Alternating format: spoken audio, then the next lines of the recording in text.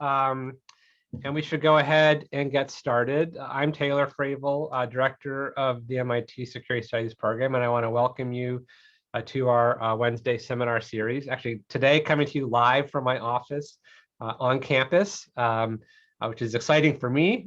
New background for everyone watching.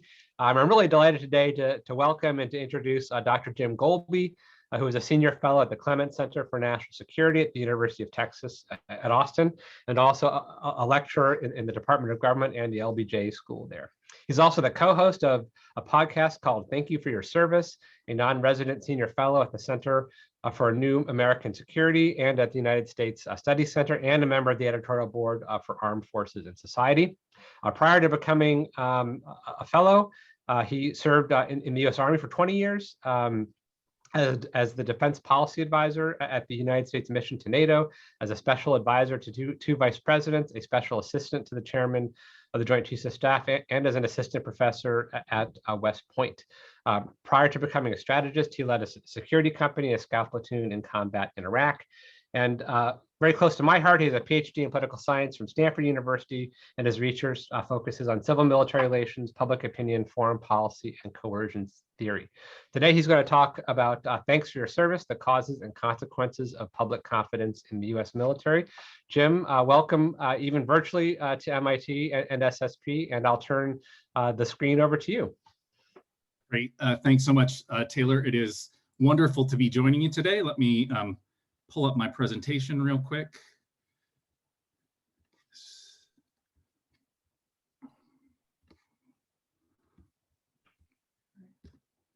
Okay, and I think everybody should be able to see. If not, then please let me know if there's a problem. Thanks so much for that kind introduction. It's really great to be joining this august group. I'm really a big fan of a lot of the work of so many people who I saw sort of trickle in today, and I've heard nothing but great feedback about this forum. So thanks again for having me. Today I'll be presenting some of the initial findings from a book project that I'm working on with Peter Feaver from Duke University, and it's focused on this variable that we often hear talked about by senior military leaders and the public confidence and support for the military. Now, when we look around society, when we look around the news, we see lots of comments today that seem to indicate that the military can solve our problems. They can fix coronavirus, they can deliver vaccines, they can create vaccines, they can solve our race relation problems, or they can make them worse. And in many cases, we have situations where we, point to senior military leaders and say, well, they haven't performed so great in the last few years, over the last 20 years. Their strategic performance may be mixed, but they're really not the ones to blame. It's really civilian political leaders who we should blame. And so there's this sense in popular culture, in the media, that the military really does sort of occupy a privileged space in American society. And this is tracked with broader public opinion trends related to confidence in the military. As you can see from this, this is just a longitudinal graph of those Americans expressing a great deal of confidence in the military from the General Social Survey from the end of the Vietnam War until today. And you can see in the mid-1970s, actually most federal institutions, at least the ones we have listed here, were grouped rather tightly. There wasn't a lot of difference between the military and other institutions. But over time, we've seen confidence lost in the executive branch and Congress, as we've seen the Supreme Court sort of stay about where it is and middle out, often fluctuating based on partisan preferences and changes in the court. But we've seen a growth in the military. Now, one thing that I would note is that this growth in confidence has had a clear partisan dynamic. As you can see at the end of the Vietnam War, there really weren't many differences between the two parties, and even throughout most of the 80s, these gaps were relatively small. What we do see is sort of a step change. It has not necessarily been a nice, steady increase in public confidence. We see a clear spike at the Gulf War, where it then sort of leveled off at a higher level than it had been before. And then we see an obvious spike after 9/11 and an increased growth in this gap between Republicans and Democrats and their perception of the military. And that's something we'll come back to a little bit as we go on. But one of the things that previous surveys have not done is they haven't tried to understand or explain why the military has such a privileged place in society and whether or not it matters. They mostly just tracked these trends and given us little insight into the real dynamics that are going on. And so that's where our book project is trying to fill in, to try to understand these things. So in our first few chapters, we'll try to describe what has happened over the last 30 or 35 years in terms of confidence in the military and other institutions, how this has changed among different demographic groups, how some different demographic profile variables, age, race, gender, education, how those interact together and sometimes provide a much more varied picture of public confidence than we think of when we just look at this overall high trend. Next, we'll try to sort of look at some of the causes. And the first thing we do is try to get some of the correlates by comparing the military in a much more detailed fashion to other institutions and professions to understand some of the different correlates, the institutional attributes or characteristics that people value in the military that they don't value in other institutions. And then we try to test a few of those in terms of their causal factors through a number of survey experiments focused on performance, partisanship, social pressure, and persuasion through pop culture and the media. What I'm going to focus on today, though, is a few of the chapters that we're working on now related to the consequences of this high level of confidence in the military. Now, most of the core of our book project is focused on two large national samples of Americans that we've drawn. You can see the details here. This was carried out for us by NORC at the University of Chicago with a high-profile probability-based sample from Amerispeak, and then another 3,500 adults from Dynata on a 15-minute online survey that then were matched back to that probability-based sample. It allows us to get a much bigger group for us to do some of these survey experiments. But for the most part, we've seen no reason to think that those two groups are operating in different ways, despite a number of robustness checks. We did two surveys, one in the summer of 2019 and one in the late summer, early fall of 2020. This both allowed us to compare across those 2 years, as well as to explore some of the dynamics that were going on in this unique year in 2020 with COVID, with race relations, with protests, and with the politicization of the military with respect to the campaign season. Now, one thing that we're doing, in the first part of the book, we definitely focus on explaining public confidence as a dependent variable. Now, today, part of what we're going to do is focus on the relationship between confidence and other variables that the military might care about. Today, it'll be primarily on joining the military, recruitment and defense spending, as well as support for hawkish and dovish approaches. Now, one thing I want to point out that obviously by using attitudes to predict other attitudes, we're not making a strict causal claim about the relationship between confidence causing these other factors. We definitely believe that some of these other things that cause confidence to go up or down are sort of at the root of some of these changes, but we don't have the longitudinal data on those factors that allow us to track this, whereas confidence, we can both longitudinally and through our surveys try to explore this relationship to understand some of these patterns and whether or not these factors do in fact vary over time and whether they're reflected in our current survey data.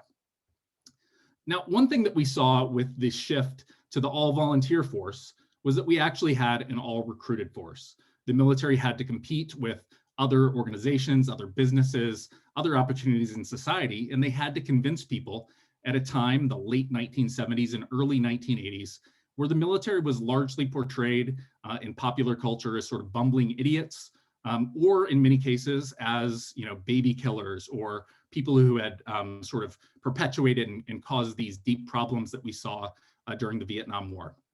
And some of this carried out throughout the 1980s with movies such as Apocalypse Now, Full Metal Jacket, Born on the 4th of July, that continued to portray sort of this negative image of the military. But around the mid-1980s, as the military started to more actively recruit, one of the things that they realized was they could actually cooperate and in many ways influence Hollywood and popular culture. One of the big breakthroughs was the movie Top Gun, which the Navy actively supported.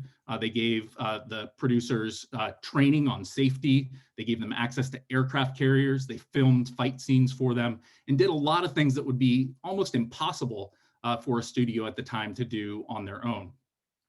And they also saw huge success at the box office. The Navy reported what they believed to be links between that recruiting effort and a surge in the number of pilots they had. And you saw similar things with other movies such as Heartbreak Ridge. Now, there's also some evidence that the military used this power in other ways. So in the movie Forrest Gump, for example, there's a scene where he's receiving, I believe, the Medal of Honor at the White House in the Oval Office with President Nixon, and he shows President Nixon his buttocks. And it's sort of a humorous scene, but that was one reason why Forrest Gump, the movie, did not receive cooperation from the Department of Defense. It was actually listed in the reasons that DoD gave to not support the movie. And so over time, they began to realize that they could shape the way that the public saw the military. And we've seen this at least to some degree in recent years with much more favorable portrayals. There's no more Stripes or Private Benjamin or MASH, and only a few even comedy series have tried to break through. Now, it can be difficult to track those specific things back to recruiting. And one thing we tried to do with our survey first was we simply asked people where they got most of their information about the military. Among older Americans, 45 and older, almost no one said that they got their information from popular culture. They got it from other sources, social contact with the military, personal experience, news, and other sources. But younger Americans, those 45 and under, the ones that probably the military is most targeting, and especially those 19 to 24, as many as 20% or more said that they got most of their information about the military from popular culture. And so, this is just one data point to show where we sort of map public confidence in the military against age and the sources from which these individuals draw their information about the military. And you can see, at least to some degree, there's a pretty strong positive relationship between those people those young people in particular, who get their information about the military from popular culture compared to their counterparts who claim to get their information from other sources. Now, again, this isn't definitive, but it's one suggestive data point that we can point to. And among 18 to 34-year-olds, this difference is statistically significant with fairly high levels of support. Excuse me. All right. Now, we also turn to a few other data sources to try to track this in the aggregate over time. So the data that we have here is from the Monitoring the Future survey, which has been conducted with high school seniors for the last 25 or so years. And they asked a number of questions that were very useful for us during that time period. One was individuals' reported propensity to serve in the military. And this other question, which is a close proxy for confidence, what perceptions of whether the military is doing a good job for the nation. Okay, and that's correlated at about 0.8, as you can see. And going back to some of my earlier discussion, probably the major determinant that we've seen among why people have confidence in the military is perceptions that the military works and that it performs well where others don't. So we think this is at least a plausible measure to track over time. And you can see here, there's a rough positive correlation. Okay, it's not overwhelming, but it is correlated at around 0.4. And we do at least see some evidence that these are changing over time in the aggregate. Now, we know that individuals make decisions about their recruiting decisions and whether they're going to join the military based on a whole host of other economic, market, familial factors. And unfortunately, some of this data has been difficult to aggregate. So we're still working on sort of the pooled regression over time. So I can't present that yet today. But what I can show is two snapshots that focus just on this bivariate relationship. So again, those assessing the performance of the military over the last 25 years at the individual level, who say they will definitely join the military, and those saying that they probably will join the military. Now, of course, some of this may be the result of social pressure. One of the things that we find earlier in some of our survey experiments is that there is, in fact, social desirability bias going on in a lot of the confidence surveys. So that's possible that it's going here, particularly with those saying they probably will join the military.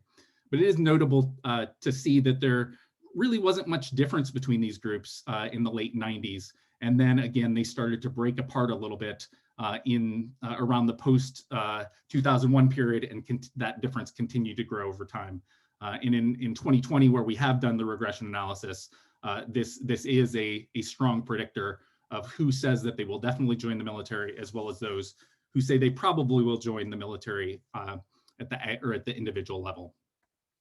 Okay, now we know that it's not just individuals who make these decisions. Since they're high school seniors, they often have friends, family members, mentors who are engaged in these decisions.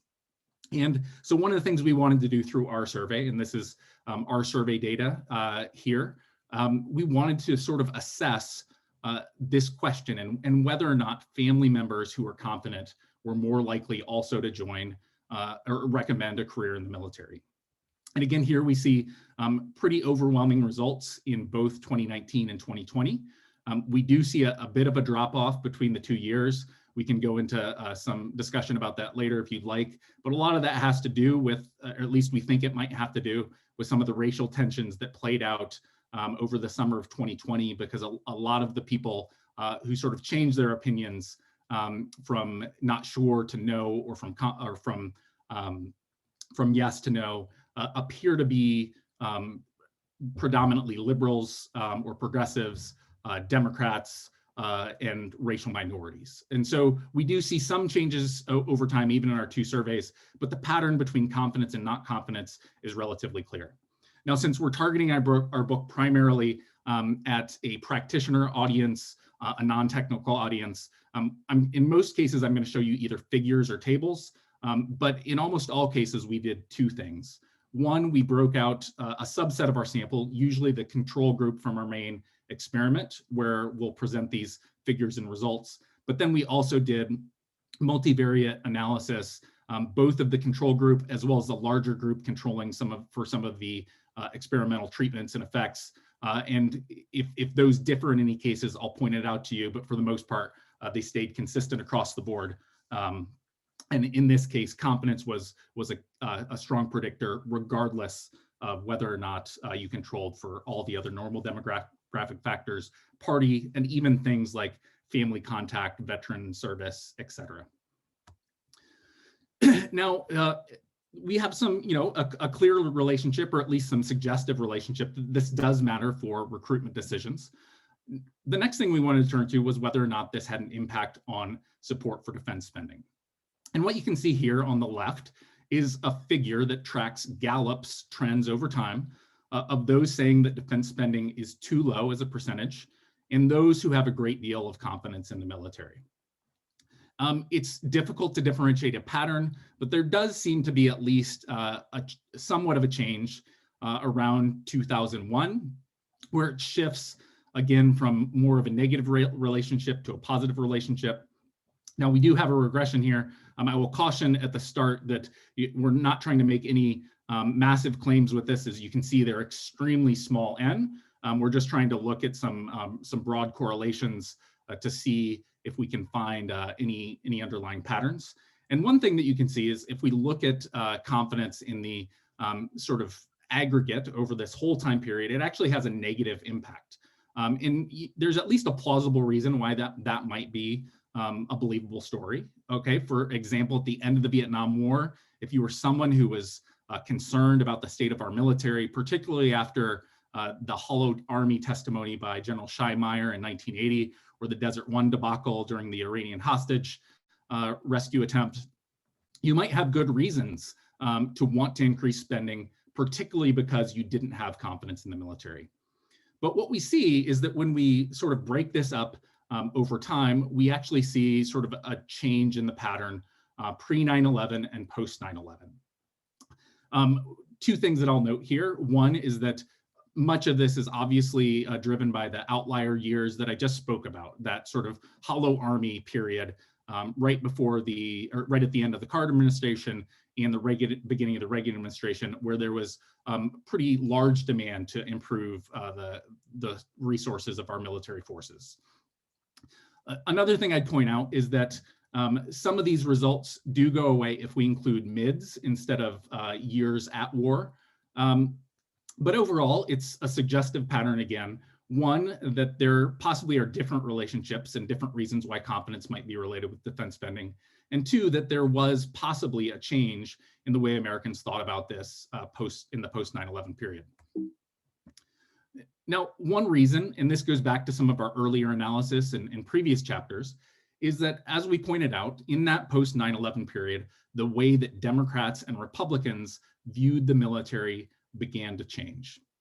And here we have some longitudinal data from the American National Election Survey. And this data basically tracks a feeling thermometer, which is closely related to confidence in the military, as well as support for defense spending on a 7-point scale, where 1 is you want to decrease the defense budget as much as you can, and 7 is sort of the maximal support for increasing the defense budget. On the left, you can see that for Democrats, this relationship really stays basically the same in the pre and post 9/11 period.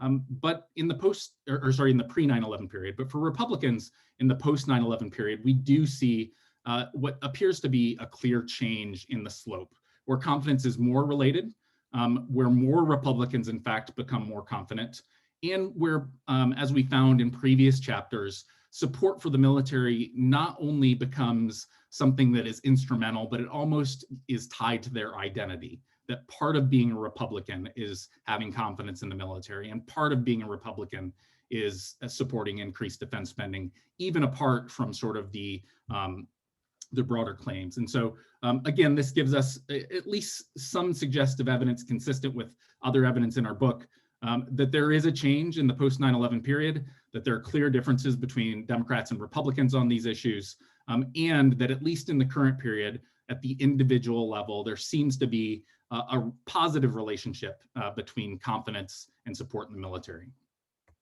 Now, going into our survey, one of the things we wanted to try to do was force people into a choice. And here you can see the effect of, or a question that we asked about whether or not you were willing to cut the State Department budget to fund the Department of Defense. And we asked this in 2 different ways to our respondents. One where you could, trade state for increased DoD funding, and one the other way around. This is shown on a 0 to 1 scale, where 0 is you want to either cut state or DoD, state on the left, DoD on the right, in order to pay for the other institution. And as you can see, confidence holds up across party, and when we do our multivariate regression analysis, it holds up there as well. But we also see clear differences between Republicans and Democrats. Democrats favoring much more favorable towards trimming the DoD budget in exchange for increased funding for state, and Republicans in the opposite direction. This also carries over into a number of other things, and we have several other tables in the chapter, but it's also tied very strongly to sort of this idea of supporting the troops, both in terms of pay, and in our next chapter, we look at a number of other social privileges that may come up. But here you can see confidence, again, is a strong predictor of individual support for their willingness to pay the military more, or their belief that the military doesn't get enough in pay. And as I noted before, this is one of the tables where we have relatively small n in many of these categories, but we have done a larger analysis. We just presented it in this way so that it was a little clearer for a non-technical audience to understand. Now, the last thing we wanted to look at was, in addition to these concrete levels of support, measures of support, such as manning the force, providing for the defense spending and equipping of the force, whether or not this had a change in support for missions. Now, there were a number of scales in existence. I think Holste's MICI scale, militant internationalists versus cooperative internationalists was one. Another, Fever and Jelpy used a realpolitik versus humanitarian scale. But really, we wanted to focus more narrowly on use of force questions. And so we drew some inspiration from those scales, but we also tried to narrow down into a shorter scale for two reasons. As I said, one, we wanted to focus on uses of the military and not broader foreign policy objectives in which the military may or may not play a role. And two, we also wanted to have as sort of tightly knit a group of questions as we could. So we came up with 8 questions broken up into sort of 2 axes, those that are inwardly oriented or outwardly oriented, so domestic versus international, and those that are threat-based versus value-based. Okay, as you can see in the paper, but I won't go into great detail here. For the most part, when we do our factor analysis, this breaks down into a couple clear factors. First, we did see a big difference between importance and use. So for all of these questions, we asked individuals if they thought these were important missions for the military to do. And second, if they actually thought the military would be useful in accomplishing those missions, which we thought were 2 different dimensions. And our first dimension in factor analysis did come out with a clear importance versus usefulness. The next 2 broke down sort of very clearly among the top 2, the realpolitik and homeland security. And so there was a very clear orientation toward these threat-based groups, though they were differentiated between domestic and outward. And the values-based actually broke down to some degree among those 2 groups, though in each of the boxes, they're still very highly correlated among themselves. Particularly in the domestic social work, they're correlated both for importance and usefulness above 0.5. And then in the sort of humanitarian or foreign social work, you do see a difference, which we'll talk about in just a minute, where they're correlated about 0.4 for some reasons that I'll talk about as I go through the data. Now, first, just to break down in the aggregate, again, we see confidence is a very strong correlate of both importance, which we see on the left, and usefulness, which we see on the right. We see a slightly stronger relationship, in fact, for usefulness, which again makes sense in the context of our broader findings that many Americans view the military as a useful tool, that they think it's competent, that they think it performs well relative to other institutions. But even accounting for that, we still see some of that dynamic hold up on simply considering whether military missions are important. So there's a bit of a hawkishness that comes along with increased confidence. Second, we try to break these down on those 4 dimensions that I, showed you previously.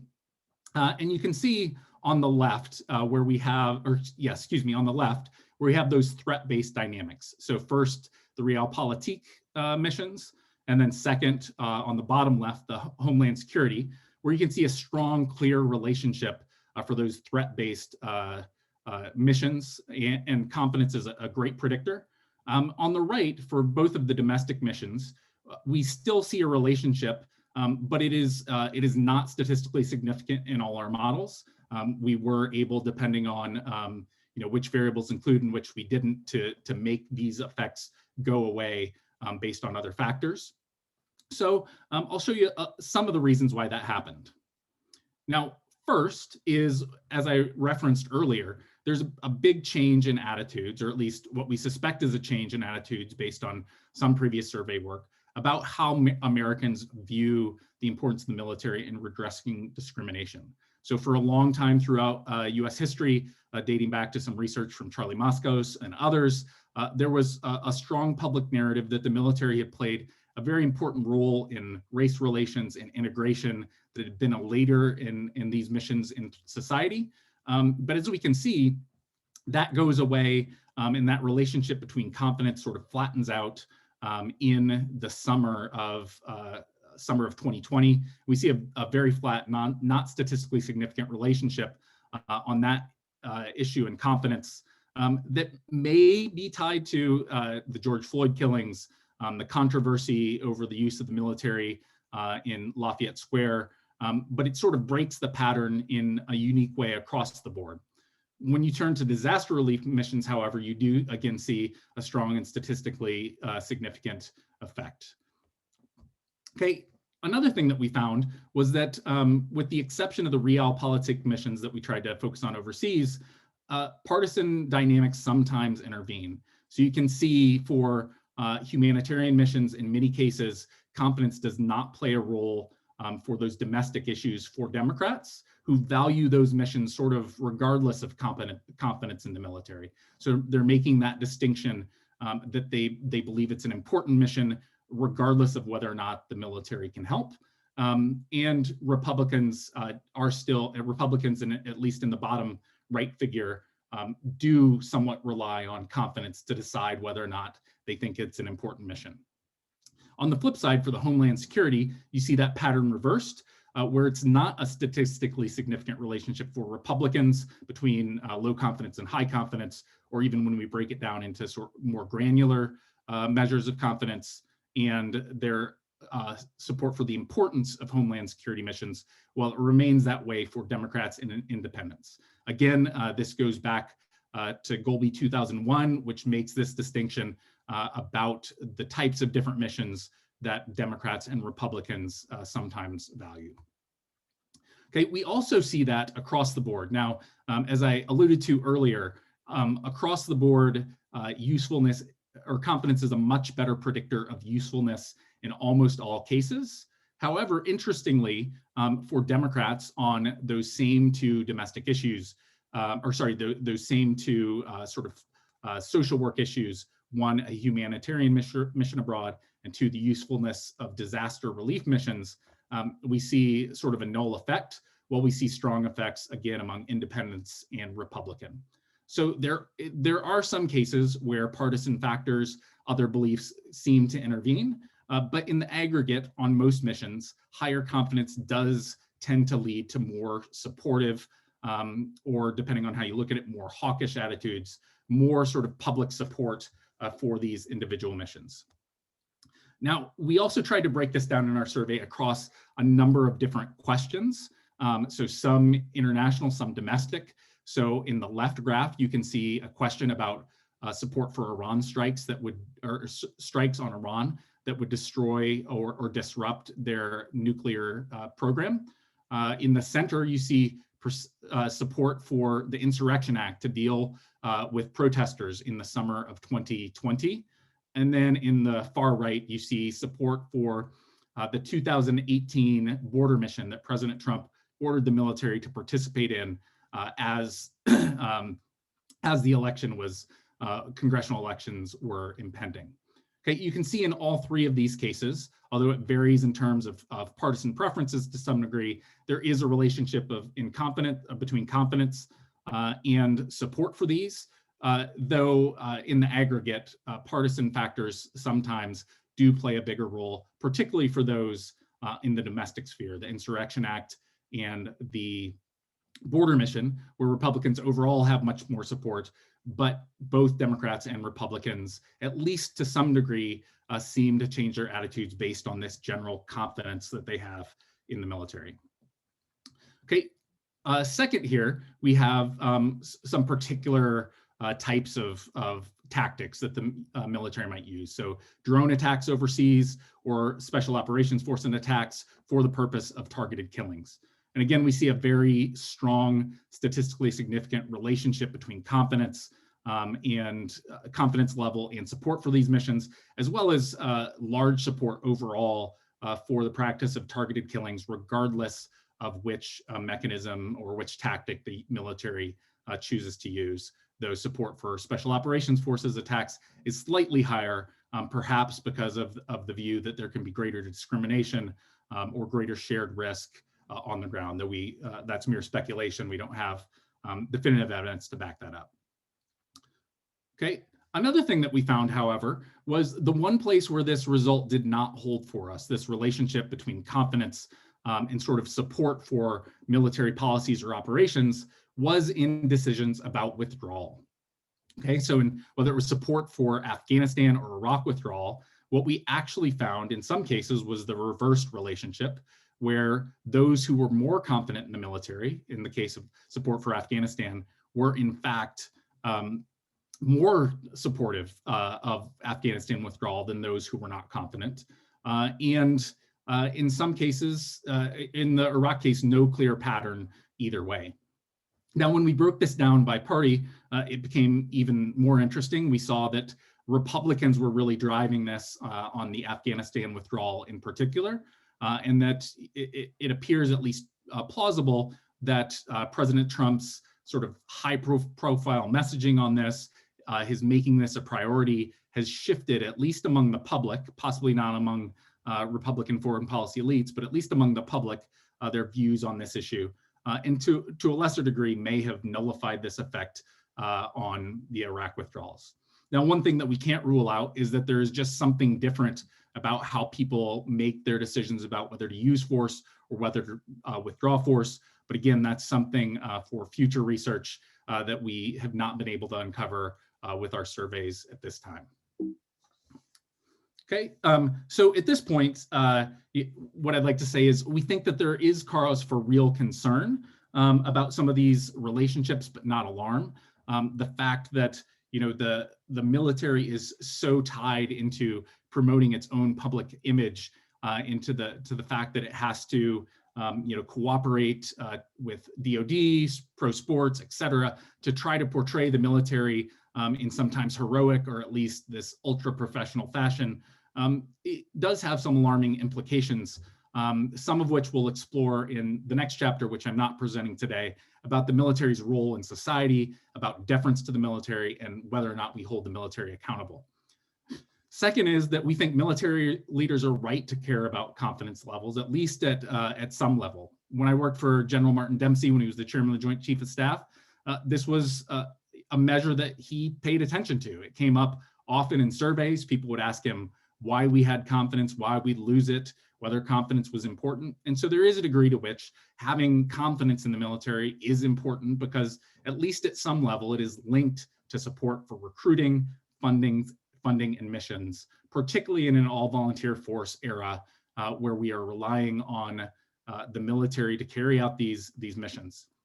At the same time, some of these perverse effects of elevated confidence that we could be seeing from other factors, whether it's social pressure, could in fact be elevating some of this support higher than it would otherwise be. And so it may lend itself to more hawkish, more interventionist policies, though I would suspect that at least to some degree, my co-author and I disagree on that. So I'll caveat that as a personal opinion and not a finding of our book. But we saw this, fairly consistently across most measures that we had, particularly on usefulness of military missions that showed up. But there were some outliers in terms of withdrawals that we just couldn't explain. Now, one thing that we find in our causes of confidence chapter is that there's really no place to go for confidence in the military but down. In most cases, we had a very difficult time driving confidence in the military up much, particularly in the aggregate. Sometimes we could do it among different parties or groups, but we had a very easy time in many cases lowering confidence in the military, either in the aggregate or among particular groups. Okay, so this would have effects, particularly if we move into a period where we see a shift in Republican attitudes or broader attitudes that try to sort of rebalance this issue, and it may lead to some complications in terms of these concrete issues. Now, as I've noted, that's not the whole part of the story. There are a number of reasons to be also concerned about some of the more ideational benefits that the military draws on. But with that, I'll stop there and turn it over to you for any questions.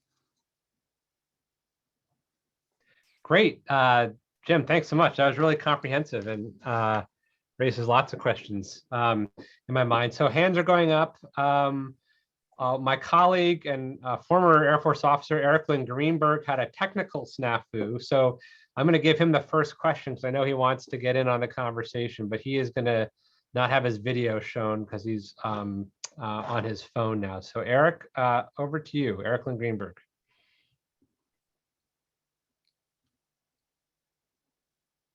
Let's see.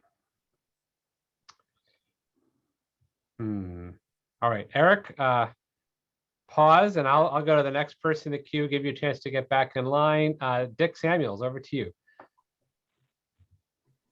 Thanks very much, Taylor. And Jim, thank you very much. That was, as Taylor said, comprehensive and fascinating.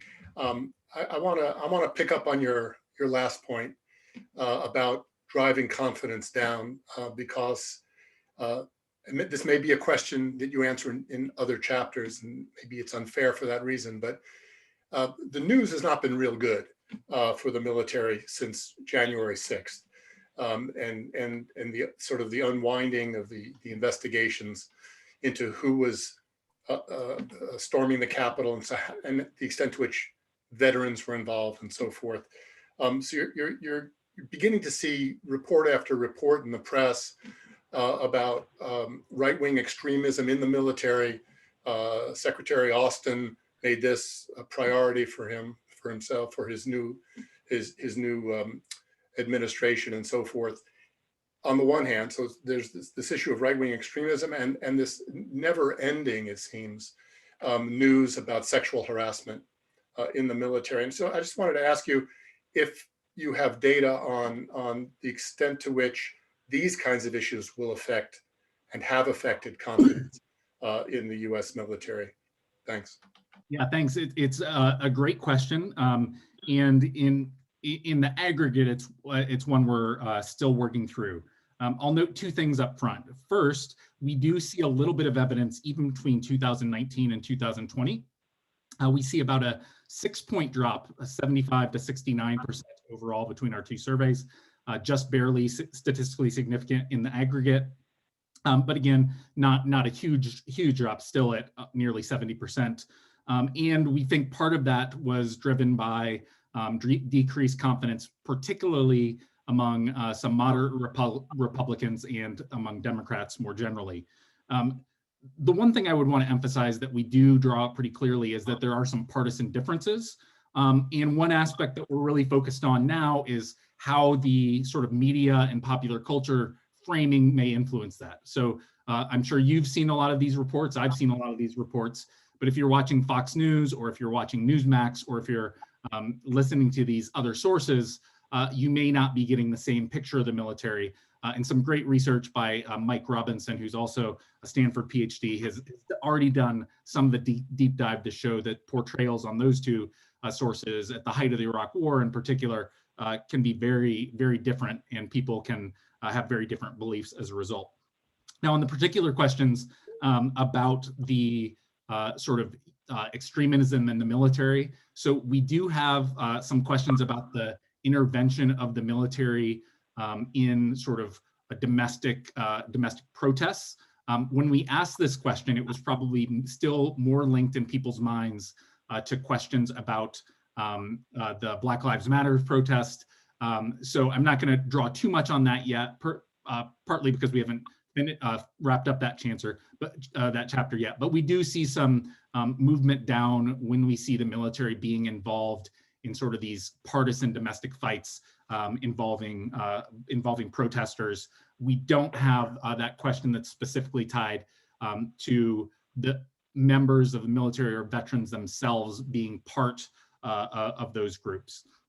The second thing that I would point out is that we actually do have pretty strong data on the sort of professional ethics questions that you raised about ethical lapses by senior leaders, whether it's sexual assault or others.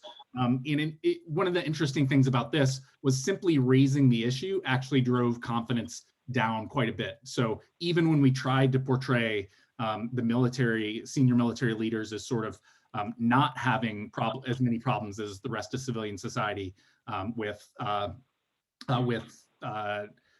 sexual relationships or ethical lapses, we tried to take a GAO report and use two very different framings of the same factual results.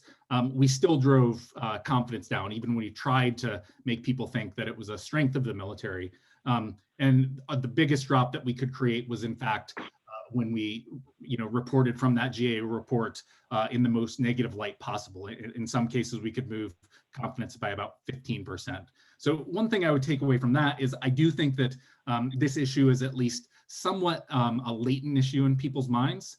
And when you take that issue combined with some of the other findings we have about social pressure, and these social desirability bias findings that we have, those two factors may come to sort of give people an excuse or a reason where they can actually voice their normal opinions without feeling or their truly held opinions without feeling like they're crossing a line. So I do think the military should be very concerned about this in terms of its trust with the population. But I just note that I think greater polarization in views about the military is probably more likely than just an overall drop, though an overall drop will be part of it. Great, thanks, Jim. So I'm going to try Eric Lynn Greenberg one more time. Eric, over to you. Perfect. Thanks, Taylor. Can you all hear me? Yes. Thanks. Jim, thanks so much for the talk, and sorry for the technical glitch. Just a quick question related to kind of what dependent variable do you think is the most important of the things that you've presented, right? There's trust in the military, there's confidence, there's military expenditures, recruiting standards, and things like that. Which of these is actually the most important in the story you're trying to tell? And then related to that, I know you mentioned that you're still hoping to explore some of the effects of popular culture in a bit more detail, but I was wondering what you theorize is to be kind of the driving factor here. Is it perceptions of service in these popular cultural sources? Is it something about economic benefits of military service, or something else that's doing most of the work? Thanks. Yeah, those are great questions. So first on the dependent variables, as I noted, we have 2 chapters on this. If I sort of had to choose between these 3 different levels, I think right now I would, at least the ones I've presented here, I think the recruiting is probably the most sensitive one for the military out of these 3, because I think in the other missions, the marginal impact can be shaped by a lot of other variables in terms of mission support. And even recruiting decisions are often shaped by other factors at the individual level. But with an all-volunteer force, if the military is not viewed as a profession that you can have confidence in, I think it'll have real challenges in terms of who we recruit. It could even become self-perpetuating. So going back to the last question, if women begin to believe that the military is just not a safe place for them to be because of sexual assault or harassment, we could try to increase our recruiting and representation among women, and in fact go in the opposite direction. Now, in the broader story, I think part of what we're trying to tell, I'll preview a little bit from our other chapter. I think we are seeing two things that I think are most concerning, at least to me, and I'm speaking for myself here, right? Not Peter as well. The first is there really is a pedestalization that shows up in our data in chapter 10, and that's this idea that people are really willing to sort of believe that the military is on a higher plane, that they deserve special rights and privileges, that others, even people who've been sacrificing or fighting COVID, that they don't. Perhaps most alarming on that point is that there really is some entitlement starting to show up in our data. Heidi Urban also just had a great paper in TNSR revealing some of this in her own data as well, consistent with what we find. Sort of this belief among the military that they're superior, that they're right, that people should listen to them. We even have a question where post 9/11 veterans are the only group in which a majority agree with the question that those who chose not to serve in the post 9/11 wars, but should feel guilt about not doing so. So I think there's a moral superiority that comes out. One interesting thing that I'll just preview briefly as well is we are not finding, at least in the public level, this could be different in the intra-Pentagon and intra-White House fights, we're not seeing clear, at least not large evidence of sort of a huge queuing effect to the military where people just automatically defer to the military and trust their opinion. As our previous research has shown, that does take place to some degree, but it actually was more difficult to sort of prime than some other things that we did. But where we do find some real concerns, at least I find real concerns, is on the question of accountability. And one of the things we did in the other chapter we had was we asked people to assess the performance of civilian leaders, of Democratic civilian leaders, Republican civilian leaders, and military civilian leaders. And we did this as an experiment where we randomly gave different groups one of the civilian categories and the military category. And one thing that was alarming was that, sort of unsurprisingly, people rate their own partisans well. And if you're a Democrat, you think that the Democrats have performed pretty well in terms of their planning, integration, and decisions in the Iraq and Afghanistan wars. But you don't think Republicans have, and vice versa. But the alarming thing was that the military was, for the most part, not statistically different than your own party. So if you were a Democrat, you rated the military about the same way that you rated civilian Democrats, and you put the blame all on Republicans. If you were a Republican, you put the blame all on Democrats and rated the military like they were a Republican. So I think this sense in which we can have a debate about whether or not political leaders or military leaders deserve blame for the performance in the last 20 years. But this fact that we see the military being treated sort of in a partisan manner suggests that even if there's not as much concern about pure deference as we might have suspected, there are real concerns about accountability for their performance after the fact. Great, thanks, Jim. So we're going to move to the speed dating portion of the Q&A. I'm going to group two folks together. I'm going to ask them to limit their question to one question per customer, and then go back. I'll turn it back to you, Jim. So our first pair here will be Renana Joyce and then Tyler Bowen. So Renana, you first, then Tyler, you next. Oh, I had two questions. Now I have to limit one. All right, so really fascinating topic and research presentation. I wanted to go back to something you mentioned, I think towards the beginning of the talk, this idea of performance being most predictive of support. And I just wondered if you could say a little more about how you measure performance and how responsive perceptions of performance seem to be to actual performance. So something I've seen, David Burbach has sort of pointed out that sort of perceptions of military performance don't seem to have really dipped as much as we might expect with sort of poorer outcomes in Iraq and Afghanistan. And so whether you find that as well in your data and how you interpret that. Thanks. Yeah, thanks. Tyler, over to you. Yeah, I really enjoyed the talk and it was very comprehensive. Thank you for coming.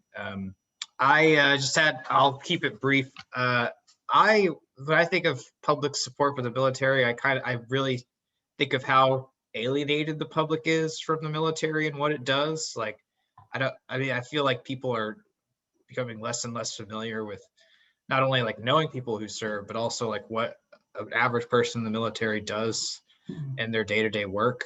And they have they don't really know where they are or like what they're doing when they do deploy into a combat theater. So it's like I wonder if does this like help the public support? Like if people were more exposed, do you think that would lead to less support, or do you think if people had more interaction with the military and knowledge that they would actually gain more confidence? So I wonder how that alienation cuts in terms of public support. Thanks. Back to you, Jim. Great, thanks. On the first question, so David Burbach's great papers on this, both in Orbis and Armed Forces and Society, were part of sort of the theoretical underpinnings that made us interested in these questions.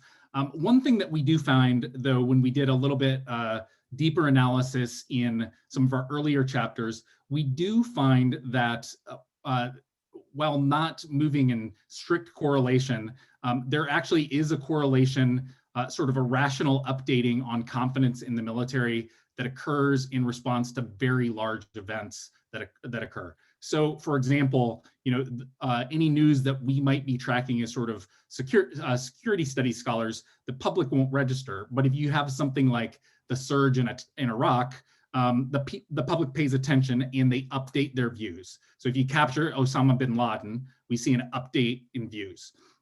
Now, one thing that's interesting, and this is sort of consistent with some of David's work, though in a bit of an extension, is what we do see is that even though they rationally update, sort of co-partisan, so if your president is a Democrat, Democrats either respond more favorably to good news or less unfavorably to bad news, and vice versa. So if you have a Republican president and there's good military news, it really spikes up. If there's bad military news, it only dips a little. And so we do see some rational updating, but it's mediated and mitigated by partisan effects. And as we pointed out, part of this, it's not always based on, the actual performance of the military. It's based on the narratives that individuals receive through popular culture, through interactions with other veterans, through what they see on Fox News or MSNBC.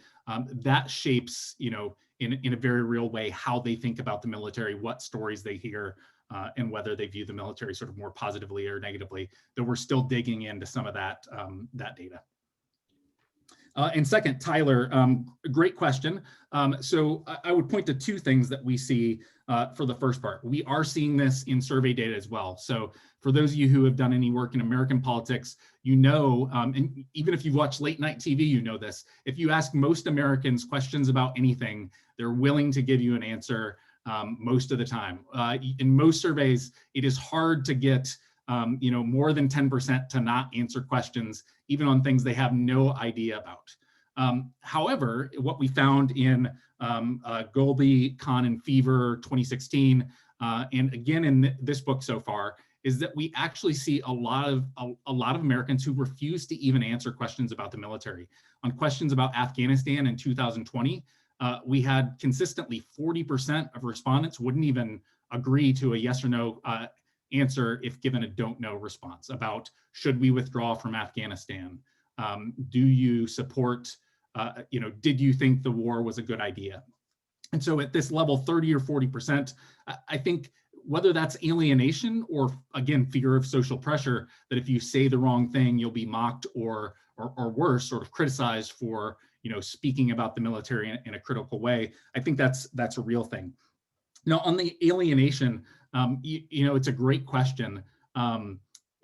It's hard to pull out, I think, in some of our survey data, but personally, what I will say is I do think more contact with the military, while it might in the aggregate overall bring sort of confidence level down, I think it would probably increase sort of the humanization. It would decrease some of these, the harmful effects that we see where there's a link between your views about the military and these broader national security issues, and that people would be able to make sort of more rational decisions, not based on whether they support the military or not, but based on whether they believe it is a good or a bad policy.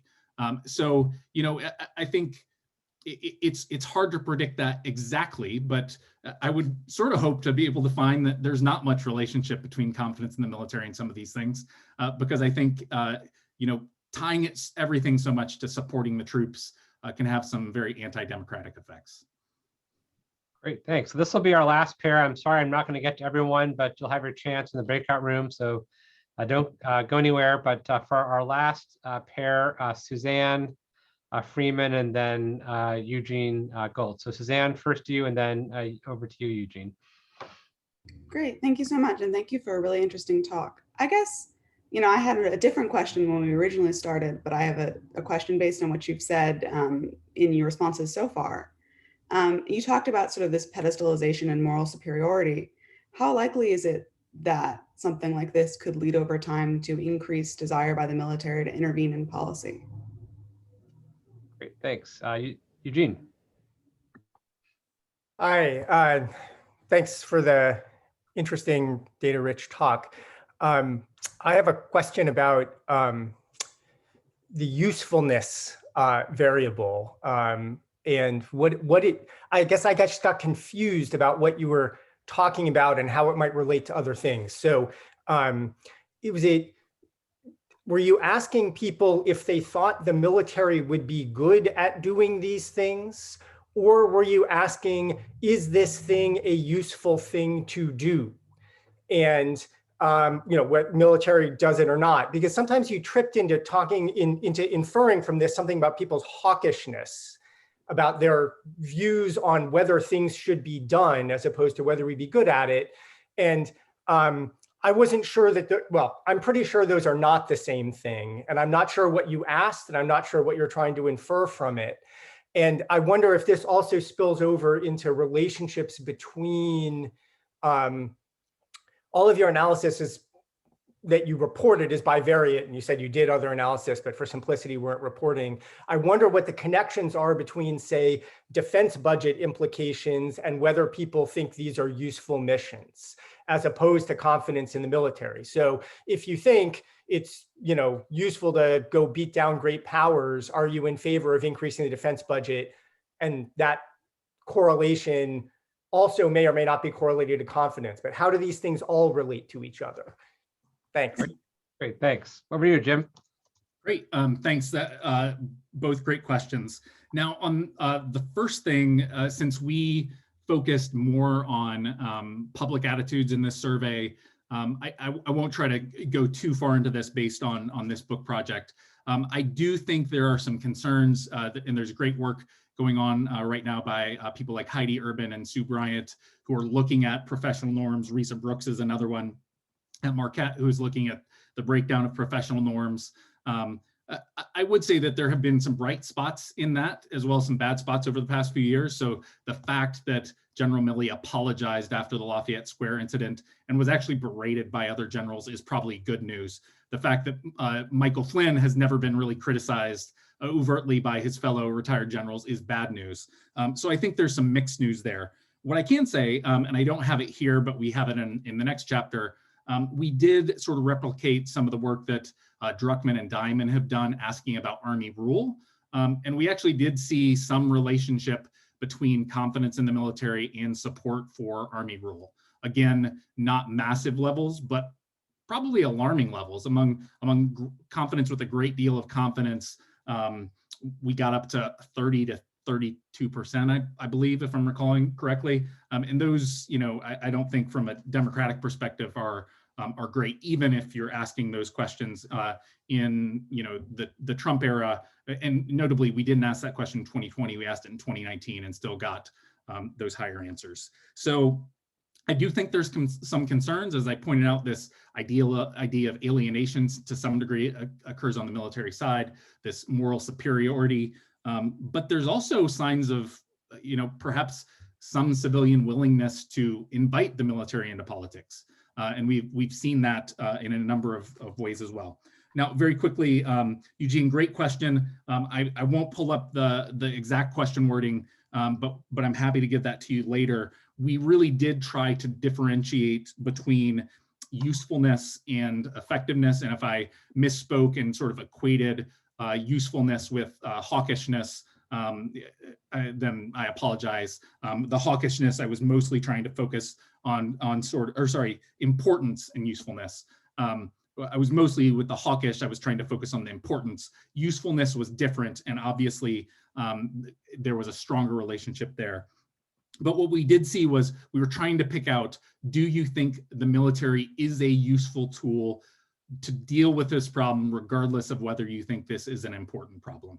And the question wording very clearly tried to differentiate and say, you may think this is an important mission, but you think the military would be a bad tool. We're just trying to ask you about if this is an important mission for the military to do. And then second, we asked, you may think this is an important mission, but the military is the wrong tool. You may prefer diplomats. We just want to know, do you think the military would be a useful tool in addressing the problem? So it's more trying to pick up an effectiveness. As I noted, there was a correlation between those two measures, but they were also distinct, and they were the number one factor in our factor analysis was the distinction between usefulness and importance. And your second question, too much for me to go into now, but it's a great thing for future research, and we'll try to look at it more in terms of how they all relate to one another. Yeah, huge 10 demerits for sneaking in a second question in a speed dating round. So thanks to everyone for tuning in, especially to those on YouTube. I saw we had actually David Burbach was there, as well as a couple of our former military fellows. from different decades, which is really wonderful. So thanks to all of you for tuning in. We're going to end the live stream portion now.